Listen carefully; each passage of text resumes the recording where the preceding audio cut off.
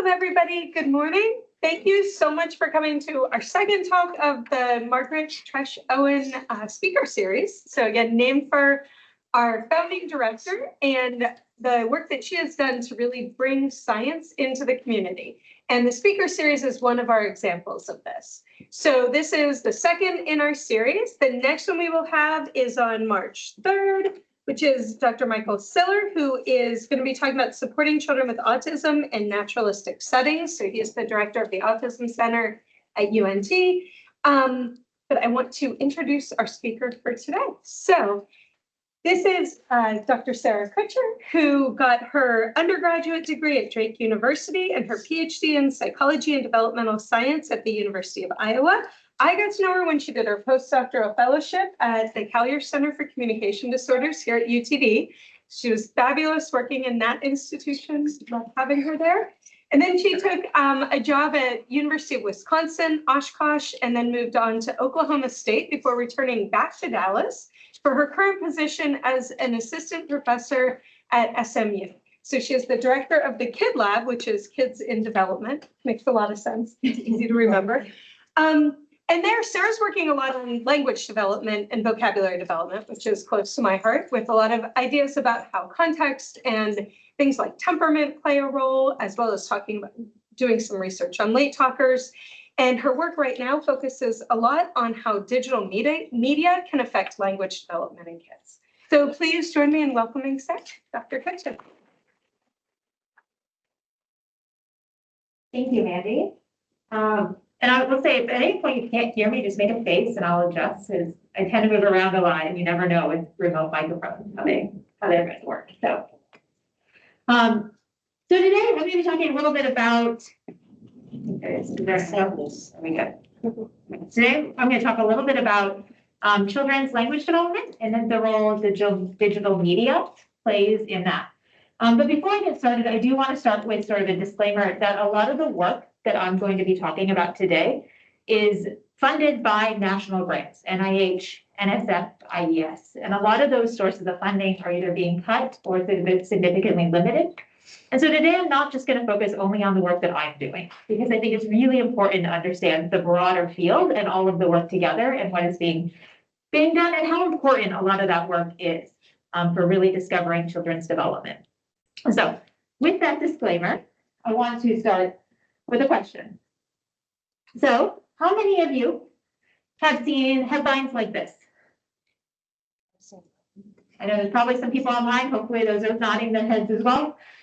These really have been present in our news cycles, probably over the last decade or so, and especially in the last couple of years since the COVID-19 pandemic.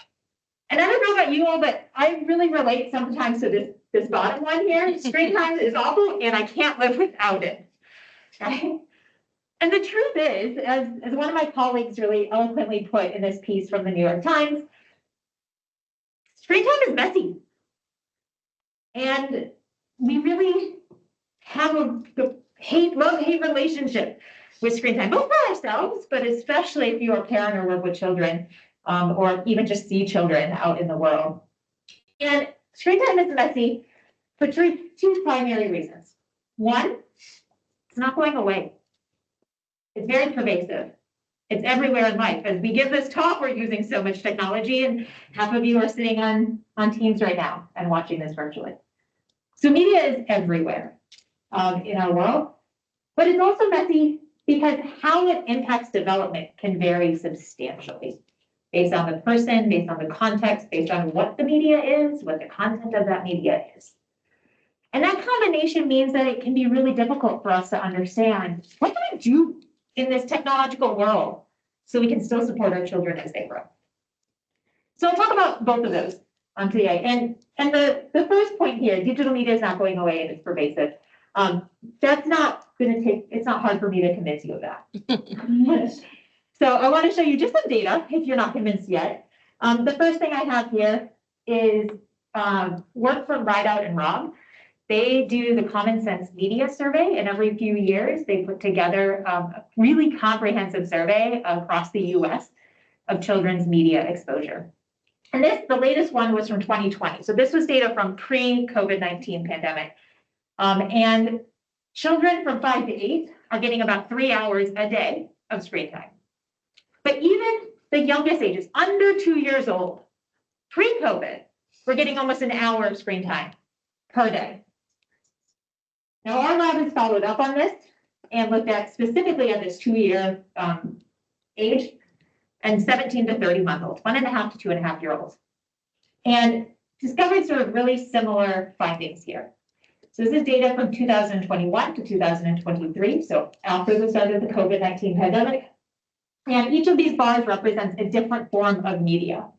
So a red bar on the very far side, that represents video or movies or TV shows. Children on average, 2-year-old children on average, are seeing 120 minutes of videos, TVs, and movies per day. So your 2-year-old children, after the start of the COVID-19 pandemic, are now being exposed to videos and TV shows on average, 2 hours a day. Now, of course, there's a wide variety. Some families have zero media, others have the TV on 8 hours a day, and it's always out in the background. Compare that to this purple line, which is off to the other side. That's print books. They're spending 1 hour, 60 minutes a day reading books. So the double the amount of time they're spending reading books they're spending in watching videos on average. We also know that this information is that exposure to digital media is particularly pervasive across certain communities. So we know that lower income families have 2 to 3 times the exposure to digital media. We also have know that Black families and Hispanic families are exposed to digital media at even higher rates. And so the presence of digital media is everywhere. It's not going away. And the point is that we really can't ignore it. It's going to be there and it's going to be present. And if you think about even families who say no media, which there are a good handful of families who say, I want no screen time, my child's not going to see a TV, we're not going to watch movies. How many of those parents still are using a phone? How many of those parents drive a car that has a screen in it? How many times are you going to a doctor's office that has a screen in it? So even for families with zero media time within their home, those children may be seeing screens out in the real world or seeing their parents using screens in some way.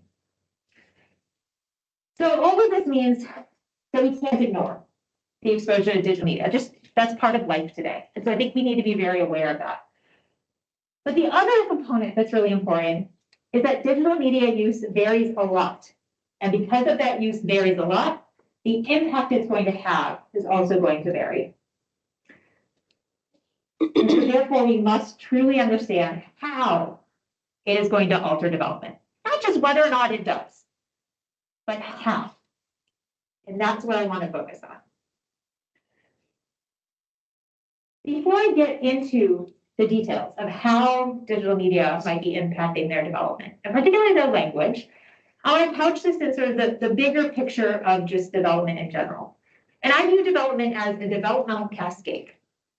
And what I mean by this is that as we go through life, it's sort of like a waterfall or a river. We all start at the top. And as we go through life, we make our way through this river or down this waterfall. And at the end, we'll get to the pool at the end. But we all may have taken a different route. Some of us went through the moss. Some of us went straight shot right down the middle.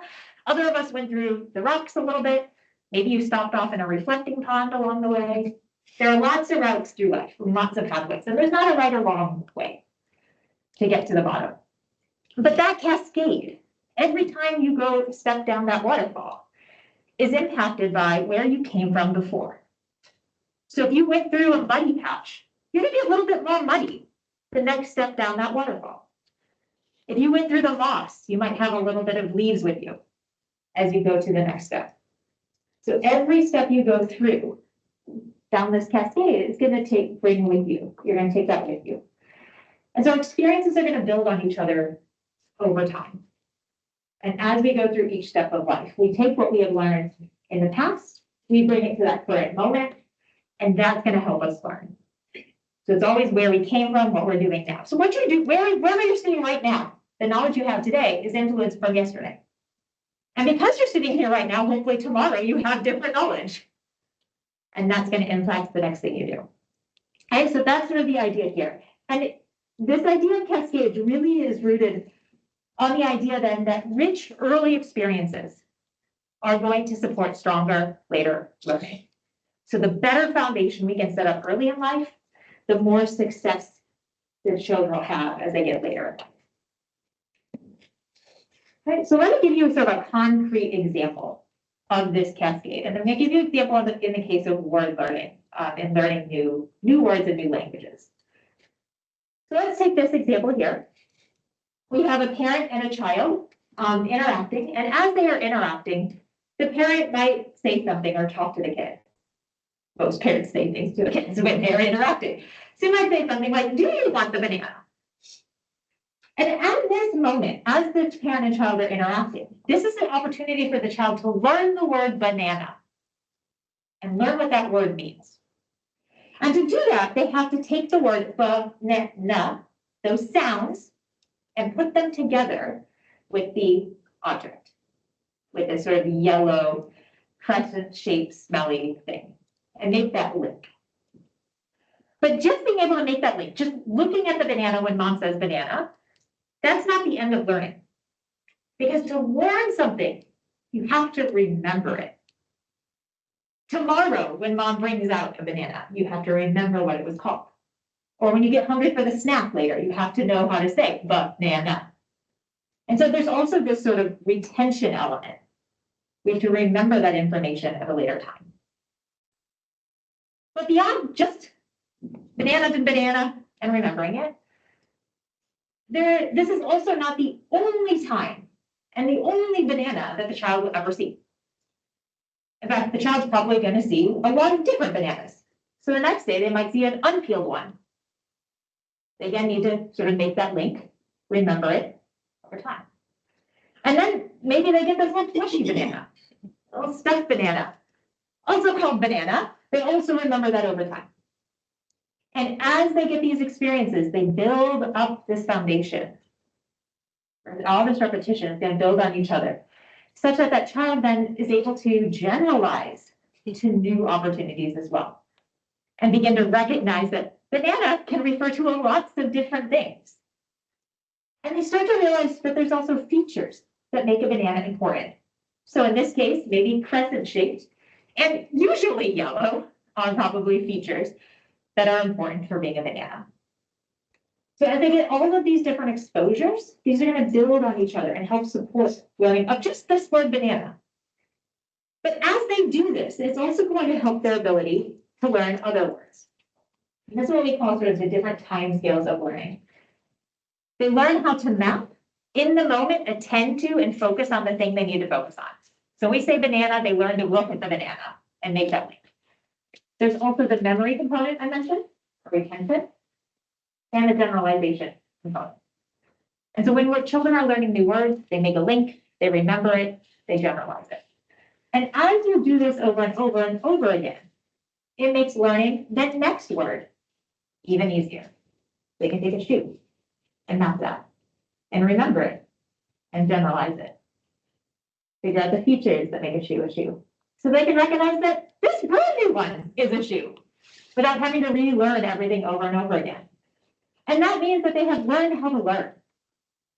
And so when they get exposed to this thing, which is a completely novel word, and they can figure out that this is a yuck, they can then remember it, generalize it as well. So over time, they're getting exposed to multiple words. They're building this foundation, and they're building sort of a repertoire, a lexicon. And this means that as children develop, their vocabulary is going to continue to grow, and they're going to get more and more words. So what I'm going to show you here, on the bottom here, I've got age in months, going from 16 months all the way up to 30 months. So this is 1.5, roughly, to about 2.5. And then on the other bar, what we call our y-axis, we've got productive vocabulary. So the number of words that the child says. Every single dot on this plot is a child. Every single dot represents an individual child and their age, and then how many words they say. And as children get older, Yeah, the blue line goes up, it means their vocabulary also is going up. So as we get older, our lexicon grows, our vocabulary grows. Right. Other thing you'll notice is these numbers are all over the place. That's a lot of variability. Not every child learns the exact same way. Remember that we take different paths down the waterfall? We all go different routes. So every child learns something just a little bit differently and learns in a slightly different way. So we get a lot of variability in sort of how they grow. So we generally will see increases in vocabulary. We generally see increases in grammar. These are just averages. There is a whole wide range of what is typical.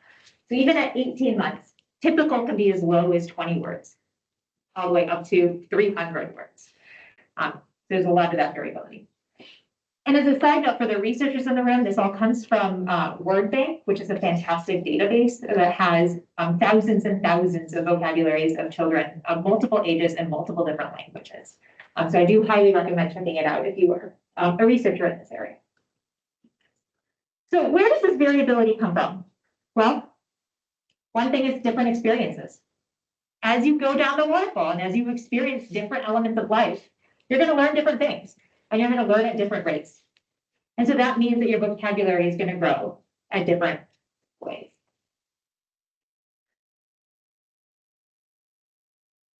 Let's take one more example. Got a banana here, right? I want you all to imagine a real banana. Imagine what it feels like, smells, tastes like, got the texture, got the color, right? You have a really rich understanding of banana. If that was your first time learning the word banana, you have a lot of information. You've got the touch, you've got the smell, you've got the kind of rubbery sense of the peel of it. You even realize that you can squish it pretty easily. You get this really rich understanding of what a banana is.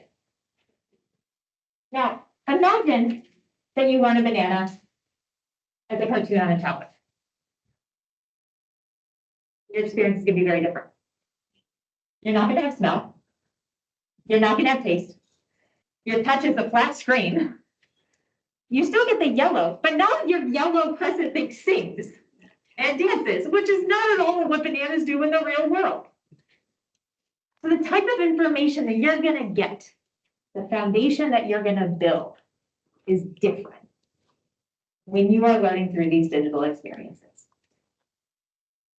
And so one thing I want to focus on, one thing I want to highlight today, is how does this word learning unfold in the real world? So when you have a real banana, what is your word learning going to look like? And how does that change when you are learning words with digital media and in these digital content? So we'll start with the real world, and then we'll dive into the digital part. I want to give you an example to start with. So this is just clips. These are from like real YouTube searching. So these are hopefully realistic pictures of real children as they experience banana in the real world. The bananas. Hello. Hi, Sammy. What? What?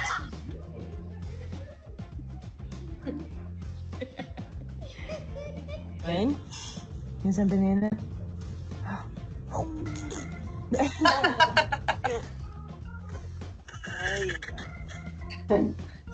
What is that? No. Banana. So lots of cute kids, right? So not only does this make you laugh, but hopefully you also noticed a couple of things about the ways that these kids were interacting with the banana and what they were doing. There's some things that are present in these videos that actually made it much easier for this kid, all of these kids to learn the word banana. And one of the first things is that it's multimodal. And what I mean by that is that they were touching it. They were eating it. They were smelling it. They were using multiple different senses, multimodal and multiple senses. And that gives us some really rich information about the banana. And we're getting really get into the nitty-gritty of it. And this is also what we call sort of an embodied approach, when you physically use your body to interact with the objects. it gives you more information than if you just sit there and watch. Okay, so when you're physically using your body, you're getting multiple different senses in there. You're interacting, actively engaging with these items. And we saw this not just in the kids eating the banana, but we saw it with the one that was using the banana as a phone. And as they use it as a phone, they have to actually pick it up and put it up to their ear, and they have to actually talk into it for the parent to then respond. If the kid just sits there and watches, they don't get the back and forth. They don't see the imagination or the play. They don't see it in multiple different angles. So they're actually acting on it in a way that gives them more information. And we know from a series of research that this is really helpful for learning. So I'm going to take again this naturalistic interaction, parent and child interacting with the banana. And as they interact and as they talk, they're going to say words. Parents will talk, kids will talk as well as they go back and forth. And as it turns out, as they go back and forth, we can measure when the kid says things. When is the kid using their vocabulary? When are they talking? And we can look at how often they talk about different objects. I'll give you the punchline. Kids talk when toys are in their hands. They don't name the objects. They don't talk quite as much when the toys are in mom's hands, or when the toys are just sitting on a table, or they're just sitting off to the side. They name them when they're holding them. So physically touching something can improve talking. And in fact, we know, so handling the items helps them really look at the moment. But we also know that picking up, not just holding it, but moving it around and looking at it from different angles can also really help learning. And so this is just a quick glance at 15 different images of the exact same object, all from the child's point of view. And we know that as children pick up things and as they rotate them and see them from different angles, they end up learning about those objects in a much more fulfilling way, in a way that actually supports their memory. So children who pick up and who rotate and see multiple different angles of objects tend to have higher vocabulary and tend to learn the names for those objects at a higher rate. So multimodal exploration, especially using your physical body to touch and play with things, is really going to significantly boost retention and vocabulary growth. But this sort of playing with the objects, and that's all it is really, it's just playing. There's nothing fancy about having to rotate it in certain ways. It's simply just playing with them and engaging with them. That also applies to food. So when kids play with their food, and when they get messy, this is really nice work from one of my colleagues. When they get messy and play with their food, they explore it. And when they explore it in that way, it helps them generalize these words to other representations. And so they learn to recognize banana in all of its forms a lot more easily. So this act of exploration also is going to help generalization. It's going to help them learn the banana comes in lots and lots of different forms. So letting kids get messy, letting them touch, letting them play is really good for listening. The other thing that we saw in this clip that is helpful is that children's back and forth with synchronous social interactions can be really beneficial. And so we see this in the kid with the banana. He goes, buh. The bomb goes, buh. Kid goes, buh. No, no, no, no. And there's this back and forth. Okay? And it's a back and forth in real time. It's not that mom goes, buh, and the kid goes, oh, wait, buh. It's back and forth in real time, back and forth. Synchronous and social. And that is really helpful for learning too. In fact, there's some really cool work even looking at brainwaves. So I won't go into the details of this here, but when parents and children are interacting, if you put this cap called a NIR, it's a near infrared spectroscopy that measures the activity in their brain. If you put this cap on the baby and you put the cap on the mom or the dad, and they interact, their brainwaves are in sync as they go back and forth, as they get in synchrony.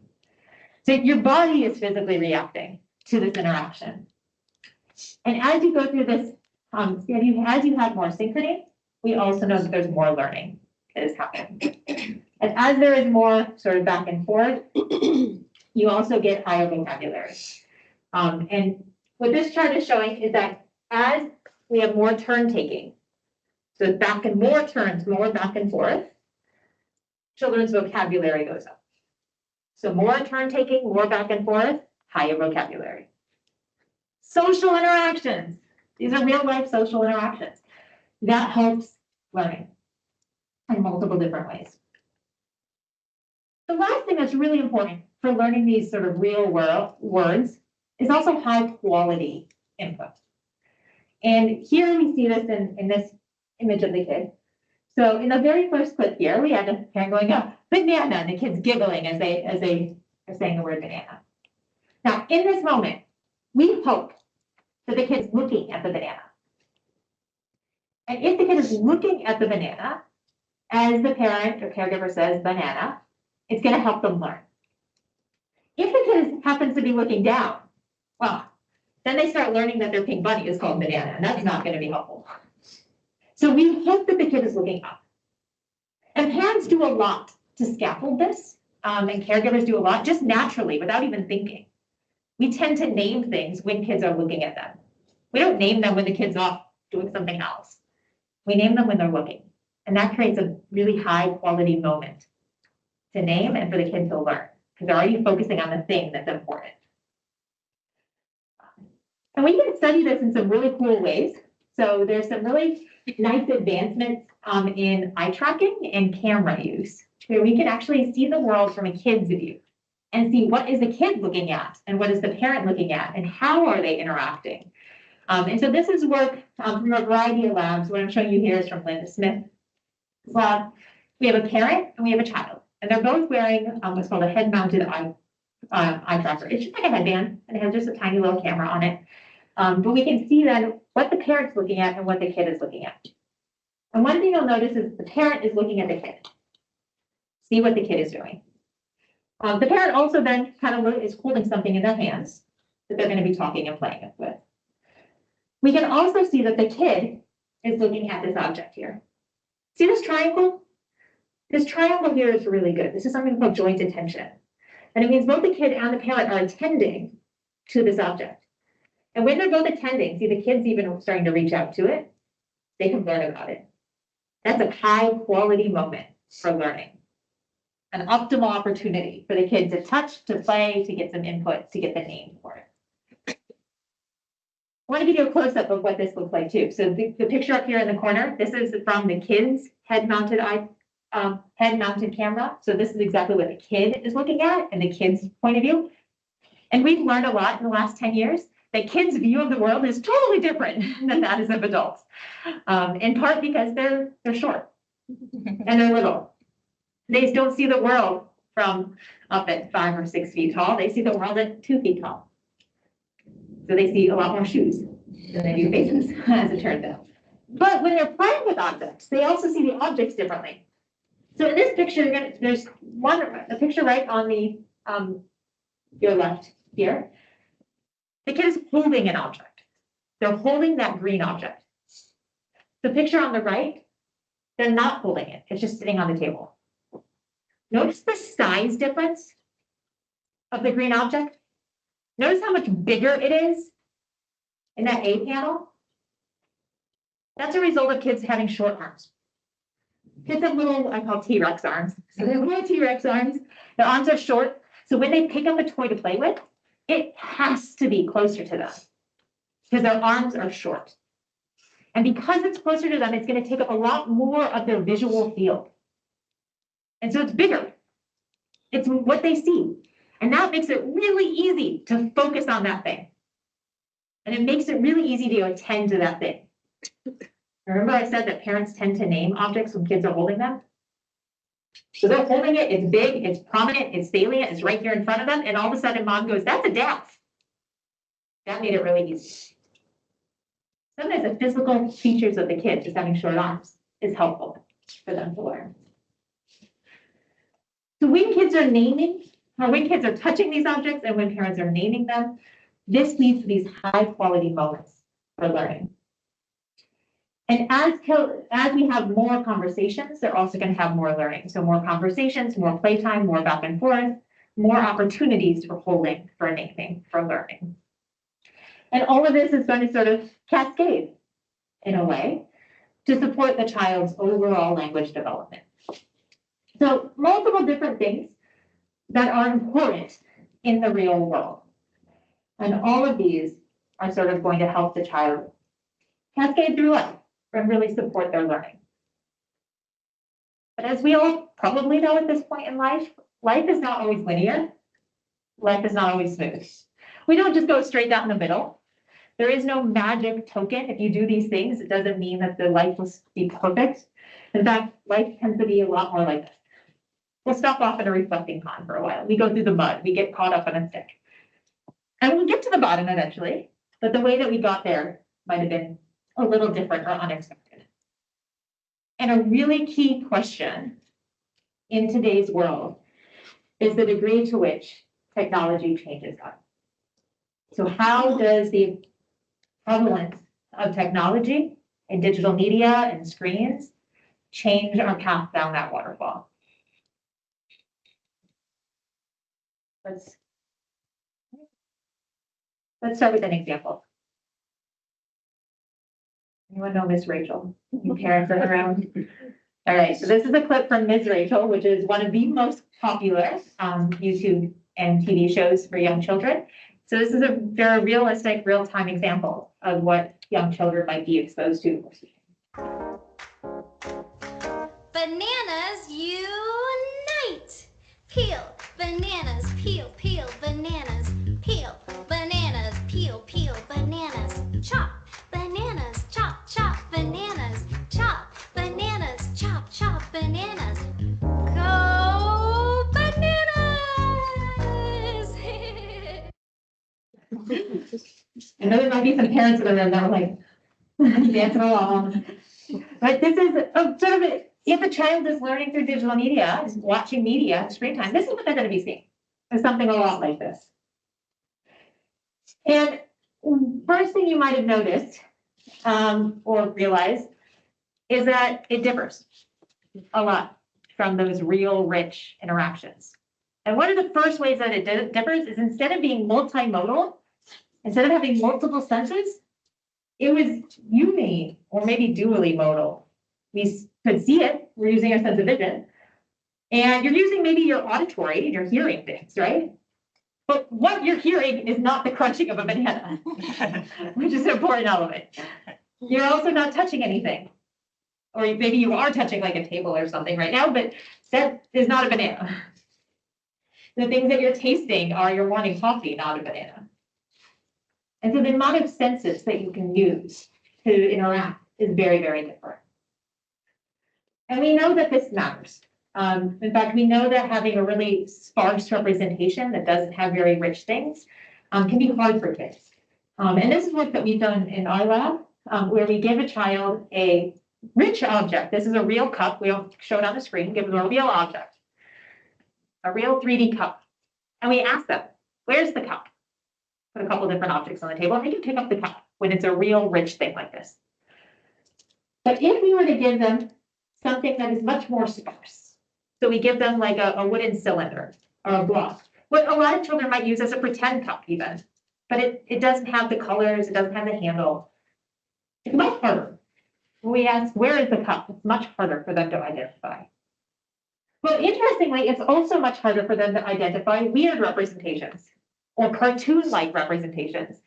And in this case, we did actually use plastic margarita glasses because we really hope that the children don't have a ton of exposure to that. But they tend to be child safe too, because we get the plastic version of them. But they're bad at identifying that as a cup. They can do the orange mug in the middle. They can't do the others. And there's been some other work also showing this. I know this is a little scientific technical graph here, but what we're showing is low, medium, and high vocabulary and how accurate children are at selecting objects. And the red line at the very top represents typical items, so your normal cup. And it goes up as vocabulary goes up. The yellow line in the middle represents these sort of caricatures, these sparse representations. It also goes up as kids get older. You see how those two lines have a really big gap? when it's on the left, that's low vocabulary children, but they match on the right, that's high vocabulary children. What this means is that these sparse representations, these more sort of cartoon-like representations, are harder for kids to identify, especially when they are lower vocabulary earlier in their vocabulary development. Right, so for younger, lower vocabulary children, those sparse, maybe cartoonish representations are harder for them.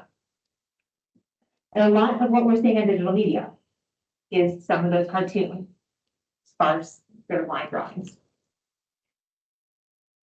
A second way that this digital media differs from that of the real world is that it's a lot less embodied, a lot less interactive. So you can't use your physical body to interact with it quite as much. You can, I mean, you can touch a tablet with your finger, but that's not the same as really squishing a banana. And it's much more passive. You can just sit there and watch. And you don't have to actually interact with anything. And what we see, a good example of this is looking at the different types of media that children can engage with. And so children can watch movies, TV shows. Those are very passive. You just sit there and watch. They could also read an ebook. That's a lot more interactive. They can do a video chat. That is also much more interactive or social. Or they can use educational apps and games. Those are also more interactive. They require you to tap for it to go on to the next thing, or require you to put the puzzle piece before you get that, hurrah, you did it right. And so what we did is we looked at those different types, so sort of passive video types, and then also the games and apps and ebooks and video chat. In comparison to children's vocabulary, the number of words that the child says. And I know all these lines overlap, all these colorful lines, but there's one line that stands out, and that's this red line up here on top. And that red line goes down. As vocabulary is really goes down. So as vocabulary is low, children are spending a lot more time watching videos and movies. They spend less time in videos and movies, the vocabulary is going to go up. But the time spent in all of the other activities, in ebooks and video chats and games, are not related to vocabulary. So the only type of media that, at least the data shows so far, correlates with a lower vocabulary are those passive videos that are not interactive. These media forms also miss that synchrony, the social element. Right? So even though we've got Miss Rachel is maybe sitting there and she's going, "Are you ready?" And she's asking that kind of question, the kid doesn't have to respond. She's going to go on no matter what. So there's not that back and forth.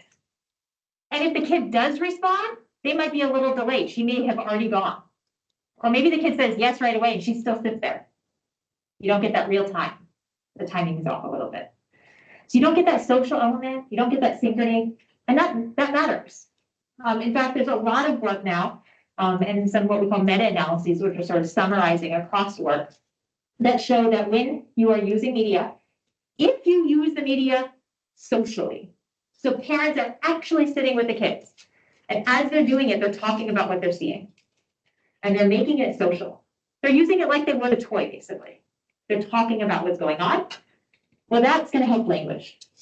So higher rates of joint use, higher rates of social use, those children tend to have stronger vocabulary and higher language abilities.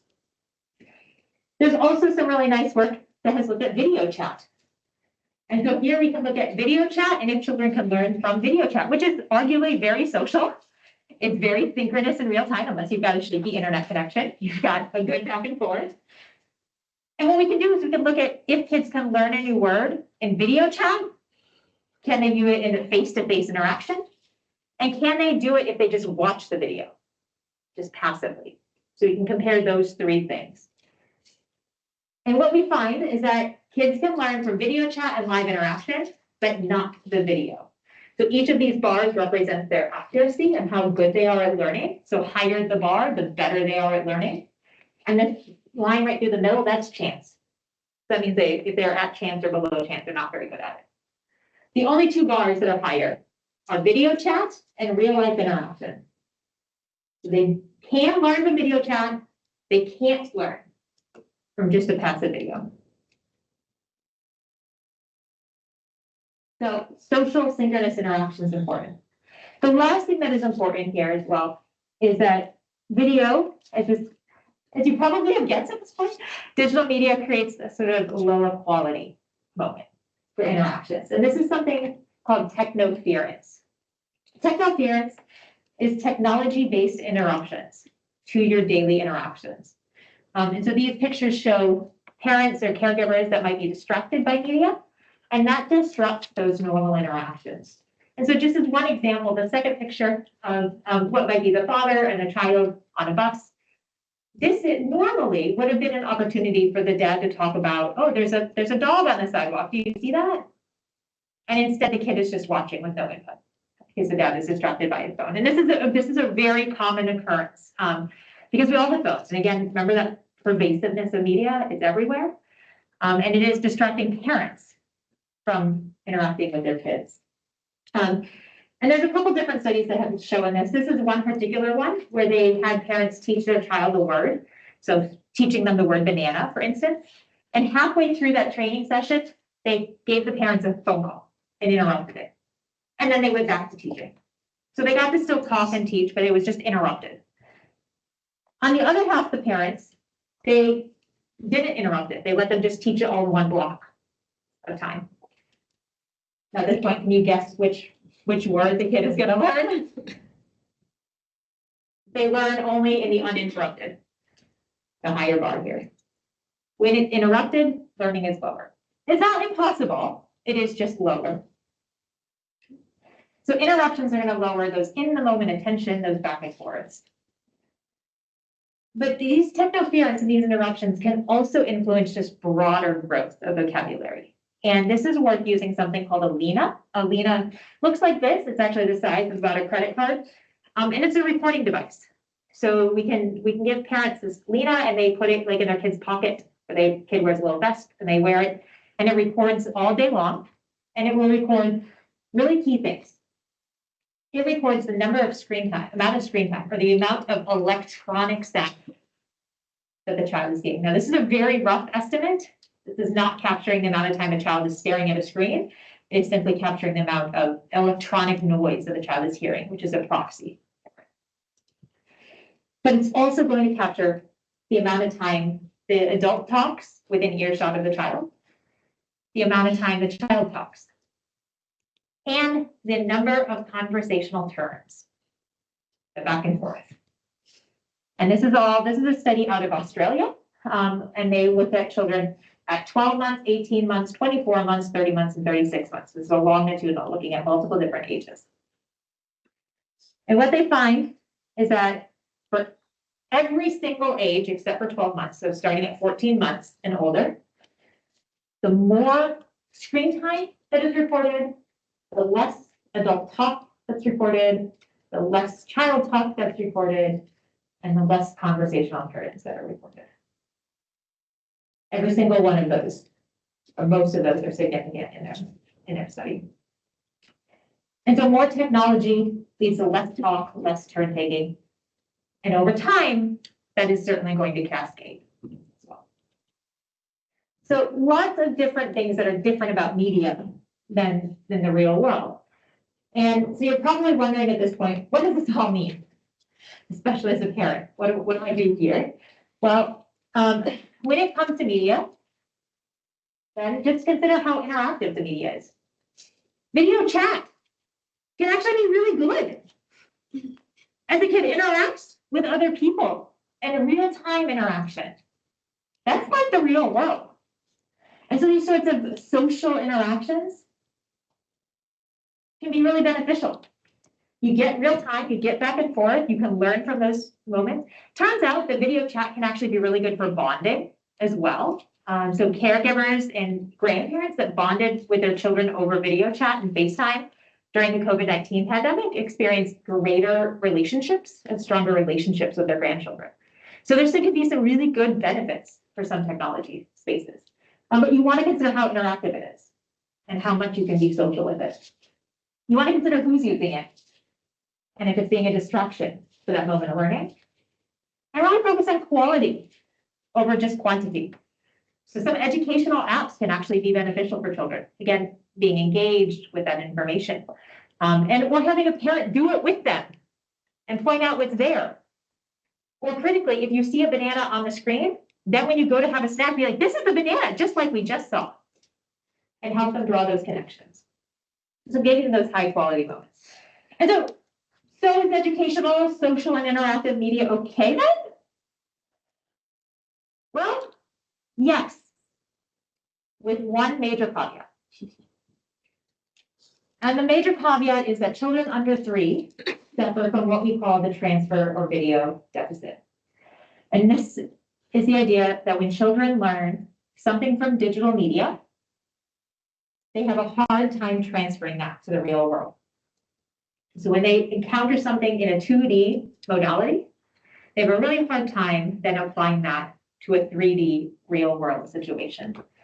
I'll give you an example of a study we've done in our lab, really testing this.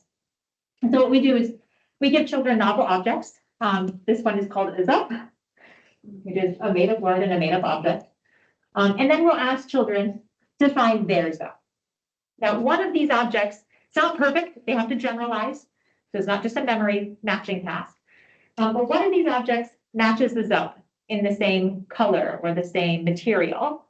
The other one matches because it's the same shape. Now, as adults, which one are you all going to? Shape, right? Yeah, exactly. By the time we're about 2 or 3, we start to realize that shape is an important feature. So we start to go to shape. And so what we can do is we can give young kids this task. And we can say, here's the zup. Now, which other one is a zup as well from this array? And we can do this with digital media and with real things. So what we can do is we have what we call a real world to real world. We teach them the zup, and then we have them find the zup, also a real object. Or we can do tablet to tablet. This black box here represents a tablet. So we can show them a zup on a tablet, and then ask them to find another zup on the tablet. So 2D to 2D. Then we can also do these really nice mixed versions. Where you give them a tablet, you give them a zup on a tablet and ask them to find a real one, or you give them a real one and ask them to find it on the tablet. Okay, so we have this sort of 2x2 design if you're close. And what I'm going to show you here is their accuracy and their performance on that. So we have each of these 4 versions. We've got our tablet to tablet, our tablet to real, our real to tablet, or our real to real. And I'm going to plot their accuracy as different bars. This dotted line is chance. So when they're at the dotted line, they're just picking randomly. There is no consistency in what they're picking. You'll notice that 1 bar is at chance. It's green one. Every other bar is above chance. They can do this task in every condition except for the tablet to real world. When they see it in the tablet and they learn the zup on a tablet, they have a hard time finding the zup in a real world. And this was primarily with 2-year-olds, 17 to 30-month-olds. And so this really starts to beg the question, if more and more of children's learning experiences are digital, what does this mean for their development? What does this mean for that cascade? If some of their first exposure to a zup or banana is on a tablet, how does that support sort of the next step? Well, the truth is it's messy, right? It's a complex web of multiple factors. We have multimodal experiences, making sure that they still have that, even if they're seeing a tablet, making sure that activities are embodied, they're actually physically engaging with them, making sure there's social interactions, making sure there's quality interactions. There's also elements of individual differences. Something I did not talk about today is the fact that every child is different and has a different temperament and a different personality, and that matters. So children who are more easygoing are not distracted by technology as much. Children who are more fussy or have higher, what we call negative affect, they tend to latch onto that media and it can be more detrimental for them. So there's a lot of individual variability on individual families and kids as well. But if we think about this cascade, It's important to remember that no single drop of water, no single rock is going to entirely derail all of development. And even if the kid is playing with the tablet, if they've got a real life banana sitting next to them, they can still learn banana. As long as they get supplemented with some of that real life experience. So when it comes to digital media, I think it's really important to keep in mind that no one moment is going to derail development. No one moment will be a magic fix either. So a child who is watching digital media for 8 hours a day, reading one book is not going to offset that. But if they watch maybe 5 minutes of video here and there, and then they get an hour of playtime, that can still set up for success. And so I think it matters not how much we use media, it matters how it's used. And considering how all of the pieces of all of the child's life are coming together to support their development. And I think that's a really, really important thing to keep in mind, because we think about parents today and of how pervasive media is. I don't think it's realistic to tell parents you cannot use your phone because they have to, right? Even to get their own child to the doctor, you're using screens. But make sure that we're supplementing that with some real-time rich interactions, some good playtime. If you need 5 minutes, if your kid needs to watch a movie for 5 minutes for sanity reasons, that makes you a better parent because you can come back and then have that rich interaction. But you don't want the kid to only have those because it changes the information they're getting and it changes that cascade. Many thanks to lots and lots of people who have contributed to the bulk of this work. Again, I didn't focus only on mine, but there's a lot of work in this field. A lot of this work from my lab has come from here in Dallas, but it has also come from Oklahoma State and Wisconsin, where I was previously, in the Cafe Consortium for Digital Media. And this work is funded by, a lot of the work I presented is funded by NIH. And then many thanks to my lab as well. The Kit Lab at SMU has a team of about 15 undergraduate students, 2 staff members, and a graduate student that work with me. It could not be possible without them. And so a shameless plug that we are having online. We do currently have some ongoing studies as well. And so any parents or anybody who's just interested, feel free to sign up for our registry or look at our website. And we send out an annual newsletter with some updates from stuff that we're doing in our labs. So with that, thank you. We do have time for some questions. Yeah, Thank you so much. That was a lot of fun. One thing that's come up as I've been talking with people about the digital media is how AI could change the interactions that kids have, given that AI can be, with adults, can make it feel like you're actually chatting with a real person. So thinking long term, how do you think changes to AI may actually change the kind of experiences kids are having with digital media? Yes, I think AI can be a really great avenue for making this media much more realistic and making it having real-time, real synchrony back and forth. And so I think that's much better than what we have now. You can think about AR and VR technologies. Also, I think are along that same line. But there is still limitations because you're not getting the multimodal element. So you're getting real-time back and forth, but you're not getting taste. You're not getting smell. And even if we think about learning a second language, a really important part of that is being able to read lips. You can't read lips on an AI bot very well. Even a virtual reality and an avatar, they haven't really gotten to that level of detail. So I think it's possible for sure, and it's better. But I think keeping in mind what the limitations are is also really important. Yeah. Can you discuss how books have an impact at all? Because that's 2D. Or is that like a future study, TBD? Yeah, that's a good question. So books are 2D, right? And books are good. No one's telling you not to read books. The key with books is even though they're 2D, to read and engage with a book, you have to be social. And that ends up actually being the element. And so I actually had a family where a mother could not read very well. And she was like, but I can't read with my kids. And I know it's so important. I was like, just make it up. It's actually the interaction that's the important part of the book. And so she was able to make up a story based on the pictures and still have that relationship with her kids. And so books can be a really important thing. And the other thing is that books supplement what's in the real world. And I think that's how we need to think about digital media too. It's not a replacement, it's an addition. And so books might say, okay, well, here's some pictures of a giraffe. And then you go to the zoo and you see a real giraffe. We could do the same with digital media as long as you've got that real world thing. Yes. All right. Thank you. This was so much fun. I agree. Fun. This is just speculating, but maybe you know something research-based. I'm wondering about the effects of siblings, multiple kids in a household in terms of exposure to video of the younger. And I think just from experience I've observed, there may be more involvement in, watching movies or watching videos because the older one is developing lots of things that they want to watch, and parents are great. We can sleep longer if they know how to turn on the TV and all the rest. But at the same time, the presence of siblings also gives more opportunities for play among them and, imaginative, fun stuff. So is there anything in this arena, siblings?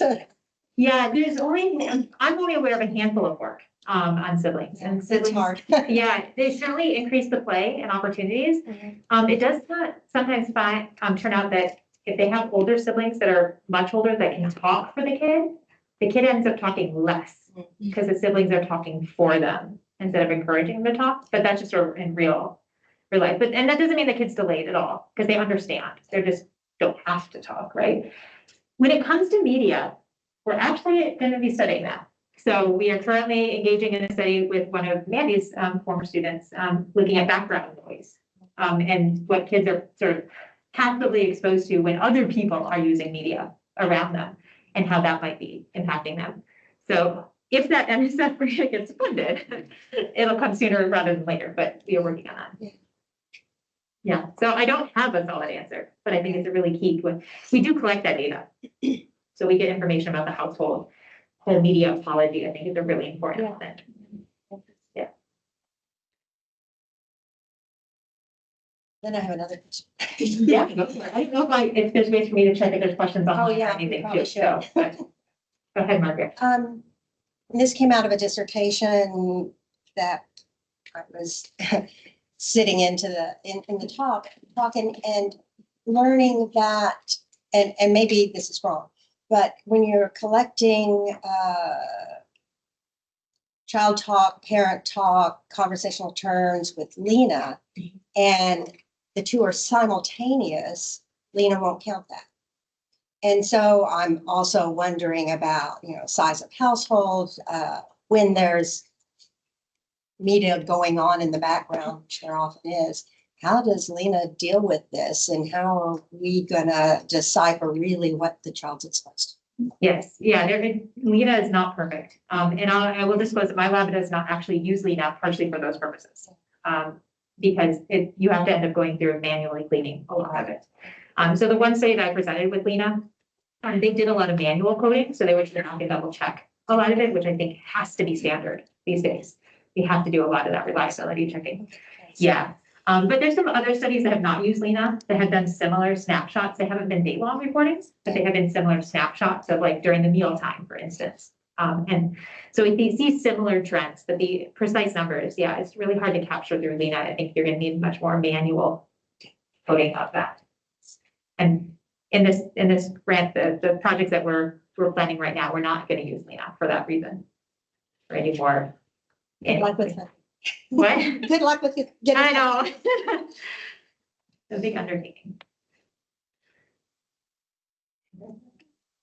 I don't see any online either, so that's true.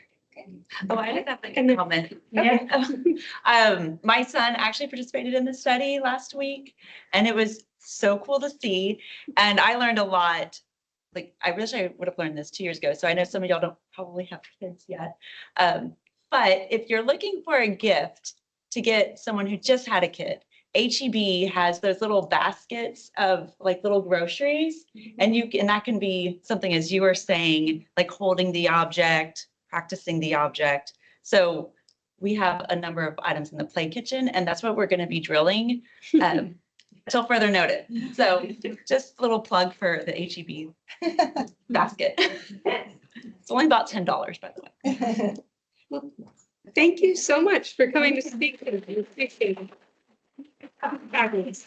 Before everybody leaves, I want to make a couple more announcements. So we do have our next talk is March 3rd. That's going to be here at 9:30 with Michael Siller. So talking about autism and parent involvement and work with children with autism, community involvement. And then also we have our forum, our annual forum will be April 25th. That is at the Eisman Center, kind of all day. We have a keynote speaker from Tufts University, Christine McWayne, who will be here talking about parent involvement in culturally responsive ways in supporting kids' development through early education. We'll have a panel there. We'll have researchers, students presenting data as well. So definitely all of our information about that out front. Join us for other talks. They will be fabulous as this. Thank you so much.